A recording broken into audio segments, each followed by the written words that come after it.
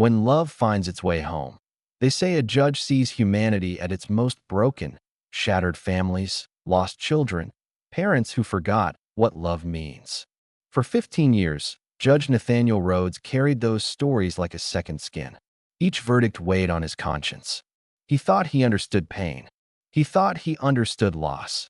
Until the day an 8-year-old boy walked into his courtroom, clutching a crumpled photograph like a weapon. One look into those familiar eyes, and 15 years of careful detachment crumbled in an instant. Sometimes, justice doesn't come in the form of a verdict. Sometimes, it arrives as a child who has spent 8 long years learning that the word father is just another way to say broken promise. And 3 words, "You abandoned me," would shatter everything Judge Rhodes thought he knew about himself. That morning, the late sun filtered through the tall windows of Courtroom 3B, casting long shadows across polished oak floors. There was the usual air of formality, yet something felt different. Maybe it was the silence. Or maybe it was the boy sitting alone in the front row. 8-year-old Carter West sat unnaturally still, his small frame swallowed by the bench.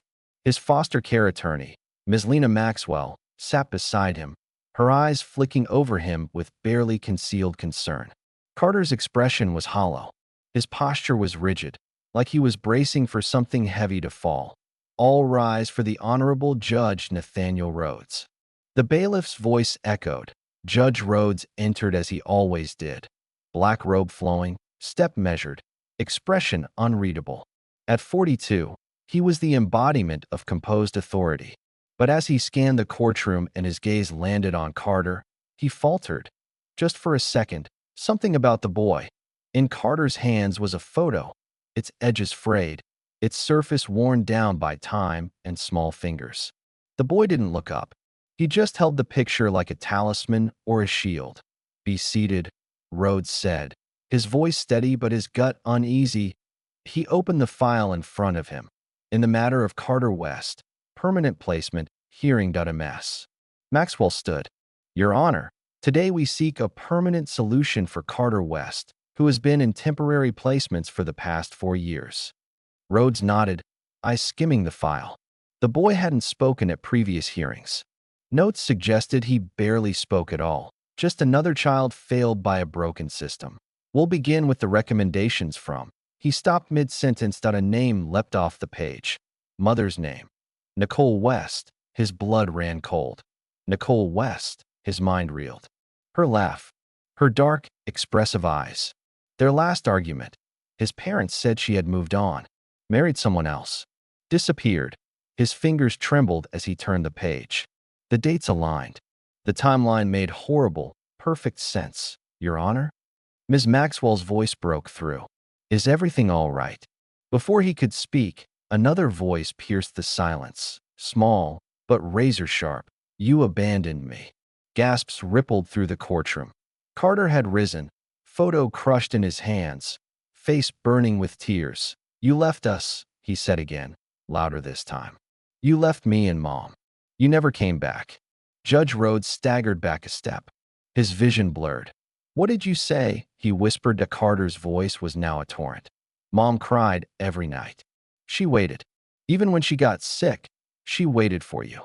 The courtroom dissolved into chaos. Rhodes gripped the bench. His heart thundered. His son. This was his son. A child he didn't know existed. "Mr. Jennings," he called to his clerk, his voice barely holding. "Call Judge Hayward. I need to recuse myself." He looked at Carter, at his son. How had he not seen it sooner? Those were Nicole's eyes, and the photo. Now he saw it clearly. It was of him and Nicole, laughing in a park. "I didn't know," he whispered, though no one was listening. A recess was called. The room cleared. But Rhodes stayed frozen behind the bench.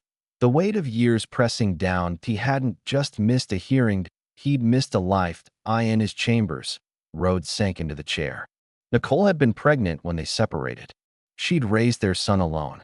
And when she died, Carter was swallowed by the system. A knock at the door. "Come in." Ms. Maxwell entered.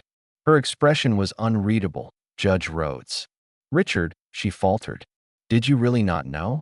He shook his head. "No. God, no. My parents told me she married someone else. They lied. Ms. Maxwell sat across from him. Carter's had that photo since he entered the system. It's the only thing he has of his mother. She died 2 years ago. Rhodes felt the air leave his lungs. He's been in 6 homes since then, she added quietly. Some were not good. Rhodes ran a hand through his hair. I have to fix this. With respect, she said, you can't fix 8 years overnight. But you can start. That night, Rhodes confronted his father. You knew, he said flatly into the phone. A pause. Everything we did was for your future. She was the love of my life, Rhodes said, voice shaking. You let her die alone. You kept my son from me. His father sighed. You're being emotional. No, Rhodes said coldly. I'm being a father. And he hung up. Days later, Rhodes walked into Maple Hill Children's Home. Carter was waiting in a sterile visitation room, arms crossed, photograph face down in front of him. Hi, Carter, Rhodes said gently, in no response. I brought you something. He placed a small package on the table. Open it whenever you're ready. Silence. You're just another stranger, Carter said finally, his voice like broken glass. I know. And I don't expect you to believe me. But I'd like a chance to change that. You'll leave too. Not this time. Carter looked up. His eyes burned. Where were you when we needed you? I didn't know, Rhodes replied, his voice breaking. If I had, you should have looked harder. He was right. Nothing would ever make it right. But Rhodes would spend every day trying. The visits became regular. Carter said little. But he kept showing up. Then, one day, Carter brought out the photograph. She cried when she looked at this, he said softly. Rhodes nodded, barely breathing. I loved your mom, he said.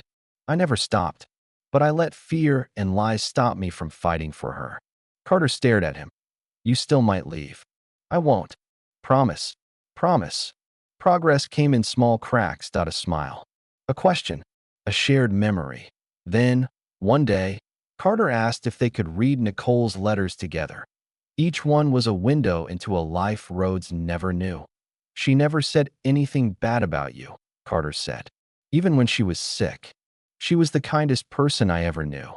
And Carter was her legacy. One day, Carter whispered, I think I'm ready to try having a dad.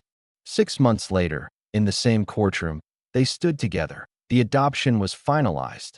Carter wore a navy suit. His eyes, Nicole's eyes, shone. By the power vested in me, the judge said, I hereby grant this adoption. Congratulations. You are now, in every legal sense, father and son. Outside, Rhodes knelt beside Nicole's grave. We did it, he whispered. He's safe. He's home. Carter placed a flower at the headstone. We miss you, Mom. But we're going to be okay. And in his new room that night, Carter placed the old photograph, restored, framed, on the nightstand beside a new one. Him and Nathaniel at the park, both laughing. A family. Finally hold at last. Love had found its way home.